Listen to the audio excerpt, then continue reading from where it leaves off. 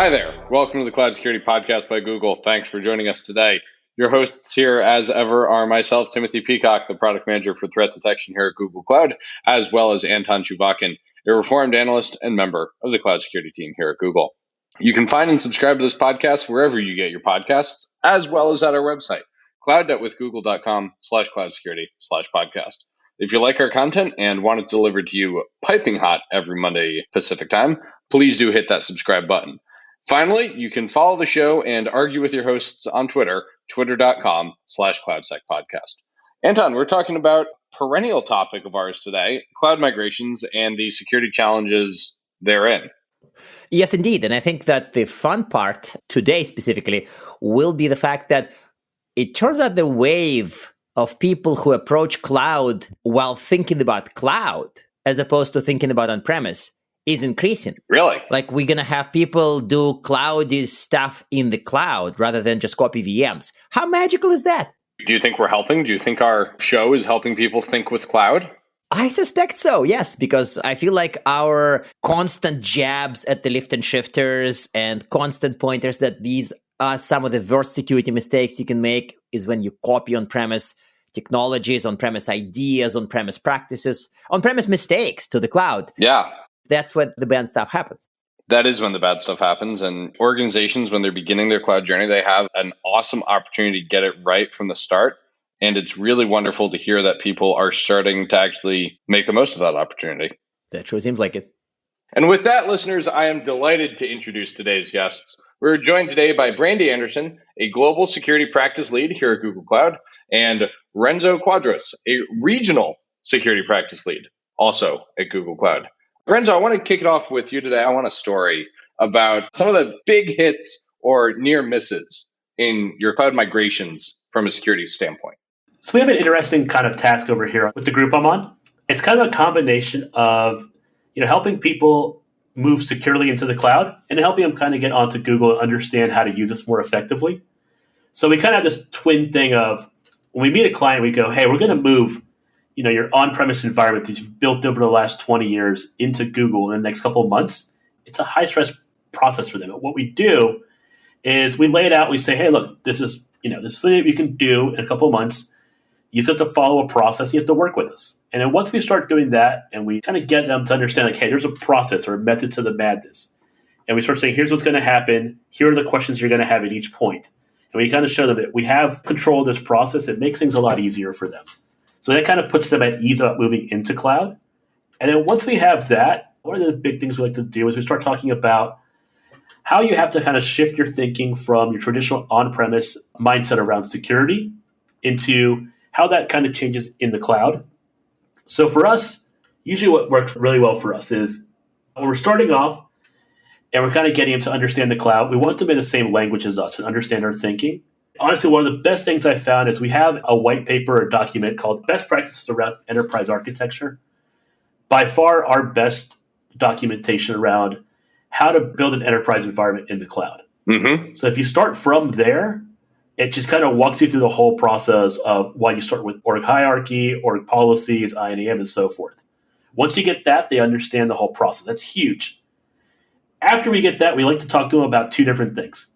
First of all, if you're going to build an environment in the cloud, people are going to be a little curious about it. So you're going to want to point and say, hey, there is a structure to how you secure it. The two places we point them to, depending on the type of company, is our security blueprints. So that well-known, they're definitely on our security page. Or the other one we kind of say is read that, or if you want something more structured, this is a great time to effectively build out your cloud security requirements. And you can start with places like the CSA, NIST 800-53, the CSF. All of those are great ways to kind of get that initial footprint to get them going. Mm-hmm. The other big ones we've kind of noticed is this. Once we kind of get them building, we're kind of building things out, people get really, really excited about cloud, and they start kind of getting in there really fast. You get that excitement where people are like, hey, I want to get something spun up in Kubernetes, or I want to spin something in GCE, and I want to tie it into BigQuery, or I want to tie it into our AI ML products. And people get really excited and jumping really fast. Well, we've noticed this.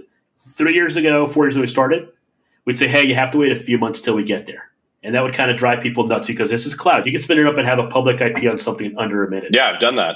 And if you're not careful and have something vulnerable in that public IP, you can get owned in a minute too. It's awesome. There you go. That's what kind of people's risky part. So we've changed now is you get on, we kind of show you the whole process, and as we're building out your entire environment, we will stand up a sandbox environment and we'll secure it right off the bat.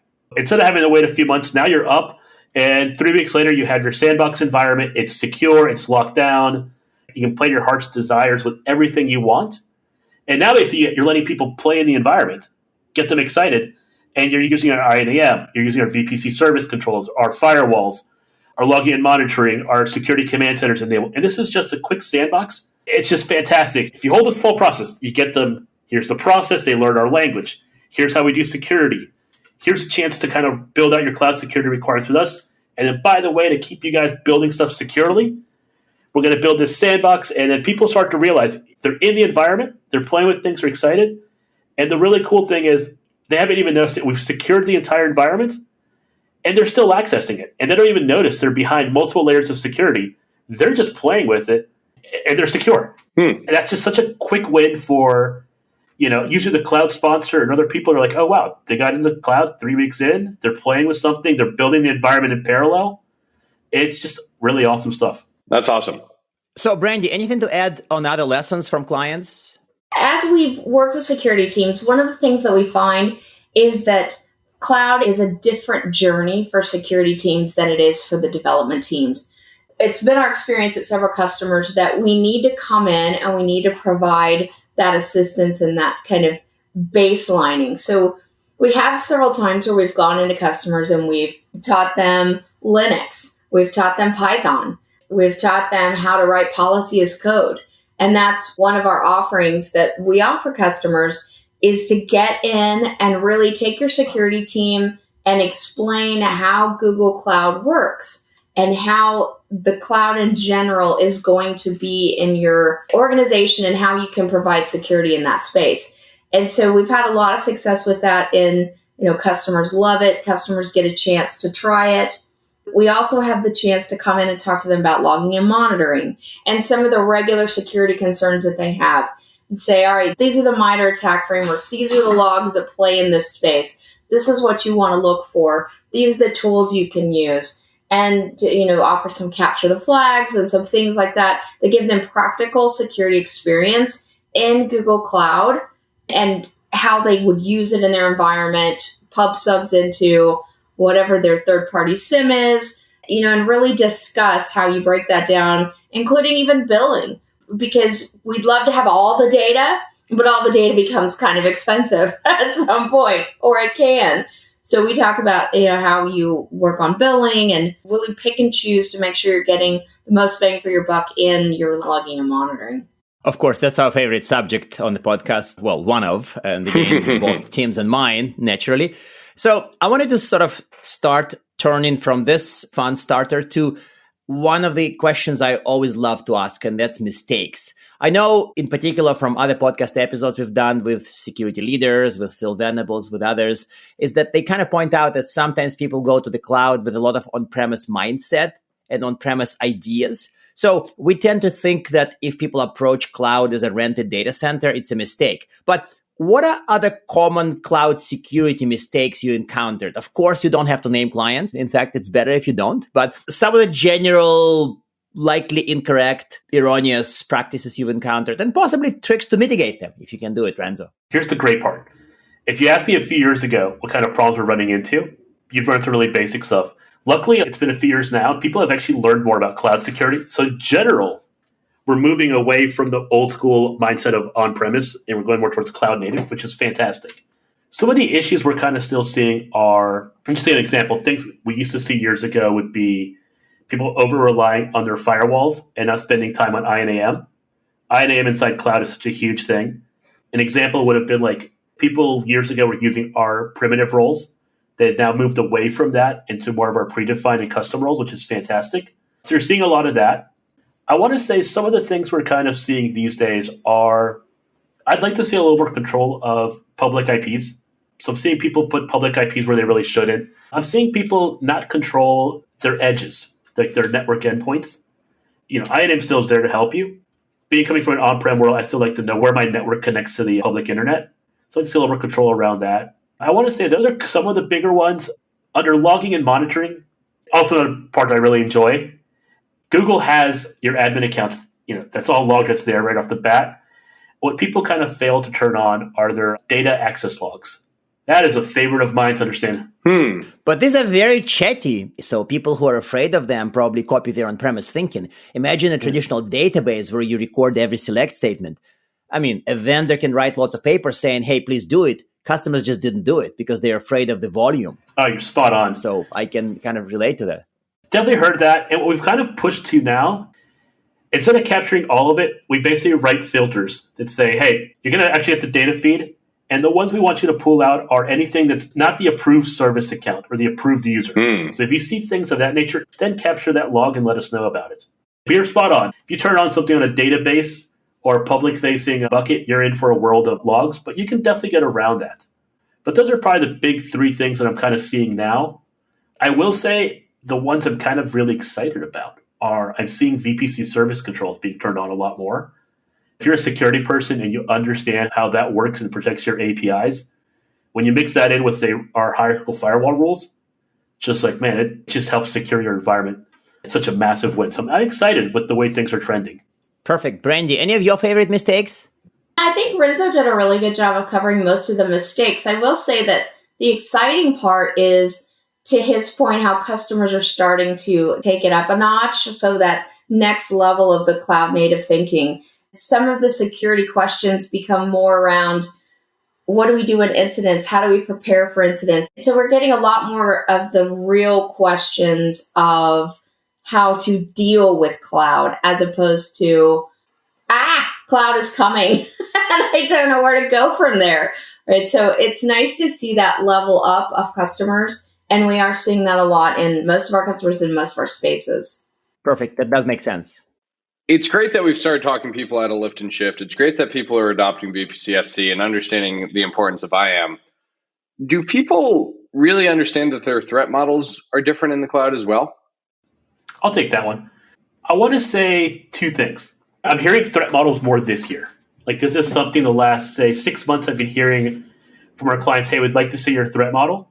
And there's two things at play here. One, I think in general, people understand that threat models are important. They're just still not 100% sure what to do with them or how to consume them and make it actionable. So I'm seeing that. I like that. I appreciate that. So when I hear this, there's part of it kind of goes with the actionable, like, how do I basically educate them on how to use this? So there's a lot of education about how to take a threat model, make sure you translate that into either requirements or solutions for your environment. By and large, I think people, if they know threat models, are usually still taking it from an on-prem native approach. Thank you. Let's just pause for a second and meditate on this. This is very true. And this is amazing to me that cloud has been around for 10 years. And your point is exactly what I've observed. People approach cloud threat modeling by copying their on-premise thinking and then trying to do a diff or do a slight modification or do an edit a document to cloudify it, right? That's roughly the idea. Spot on. And it really, really is that. But actually, here's the good part. It's nice that they've thought about it. And usually when they kind of provide that, they'll acknowledge where they're at. And they'll say, Google, can you help me turn this into cloud? And it's that moment where they acknowledge they've had it and they're excited to kind of take it and run with it. Those are the exciting ones. Every here and there, you see that people are like, hey, here's my on-prem approach. Let's apply it to the cloud. And in our case, usually we have to spend a little more time being like, hey, let's talk about this. Let me work with you so you understand why cloud is different. Why IAM is king in the cloud. Things of that nature. So it's definitely something educational. We've spent a fair amount of time also building out threat modeling around our services. We internally at Professional Services have taken a bunch of services and said, what is the attack surface?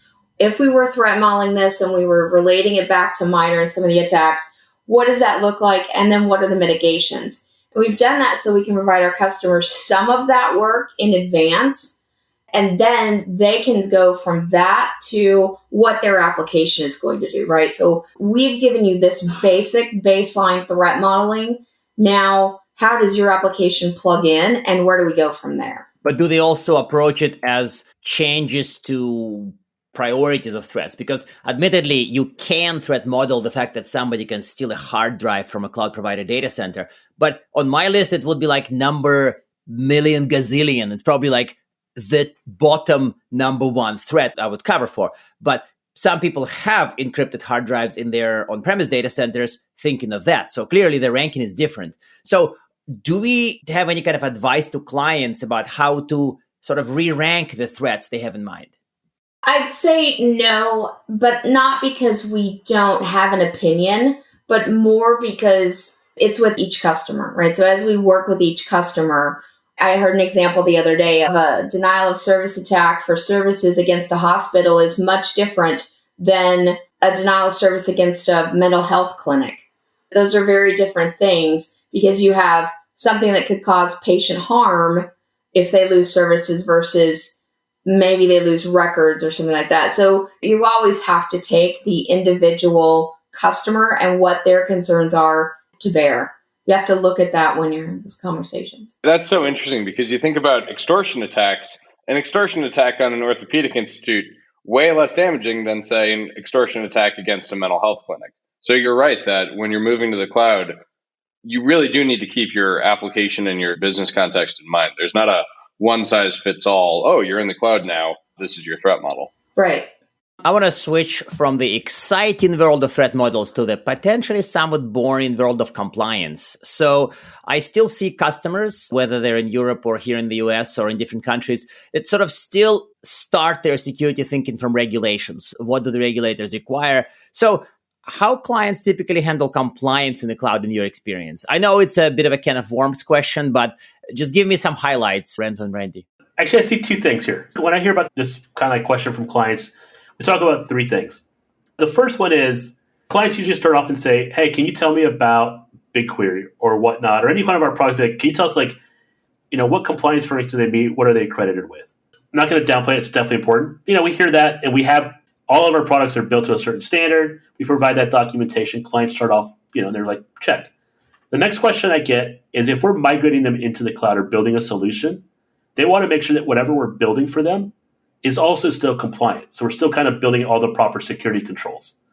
And the example I give is just because, say, BigQuery, the way we built it, meets whatever compliance framework you want goals, if someone goes out and deploys BigQuery and puts very open IAM controls or makes a data set available to whomever, great. If you took something that could be secure and made it insecure or not secure. So what we talk about is when we're building your environment, we're going to take your compliance requirements and we're going to map them to your environment, your services. We're going to show that full traceability. And then here's actually where the exciting part kind of kicks in. Because clients get that. It's been there. But with cloud, what makes it more exciting is since everything is built with Terraform, we can say, hey, we're going to put Terraform in here. And then in order for you to show your auditors or your own internal compliance team that you're secure, we're going to do a couple of things. We're going to do some sort of policy as code framework at the front. And this would be things like Terraform Validator or HashiCorp Sentinel. And what this does is say your rules say that you don't allow firewall rules for anything other than a, say, /24 subnet. When you go to create a Terraform rule that says that, your policy is good, will check that and say, you know what, this is not in compliance, and it'll block that change, alert on it, it'll give you some sort of action. That little one additional step about how you now automated what used to be a manual process and you prevented it from occurring gets clients really excited. And then later on to keep it going, we'll also we'll use our cloud logging with our cloud functions to periodically scan your environment and say, hey, you are still in compliance. Or we'll use Security Command Center with Security Health Analytics to do the same thing. That starts getting clients really excited saying, not only are we preventing bad changes from getting into the environment, if we do, we still have multiple layers of security with these other layers that gets them really excited. We're also building on top of that, and this is more in that early stage, is auditors love documentation. We have all of these things being caught. Everything's being caught in our logs. It's very easy for us to take those logs out and then put them into basic automate and have it written into a document. So every night you want to send them a report saying, hey, we ran checks at this time, this time, this time, this time. Here's all the tests we ran. It's all automated. When you start talking to auditors or banks compliance people about that capability, it's just such a game-changing experience for them. Compliance is usually really not exciting, but when you start thinking about how you could automate this and open up hours of time for people a week, the nerd in me kind of gets really excited about it. That makes sense. But I think despite this, aren't there regulations that were born in the 1990s or perhaps in the early 2000s? So when both of you think back to your experiences, can you name one or two regulations that just seem to be the hardest for the clients in the cloud? Oof. The problem with regulations that all IT folks know is that they're this set of standards that say, don't do bad things. They're not very specific on what the bad things are. And so it becomes so much subjective that it makes all regulations difficult. But you also find that when you're talking to a customer, I was talking to a bank CISO and I said, if we came in and talked to you about FFIEC and some of the regulations you have to meet in the US and built a program specifically around that, how helpful would that be? And he said, not very. He said, because it's not just one regulation. I have to apply to all of them, right? I have PCI. I have every privacy regulation. I have, you name a state that has some regulation, I have to comply with it. It's that view that we kind of look at saying, all right, how can we hit the most with our GCP controls and do the most good that it's maybe 80% of the compliance requirements.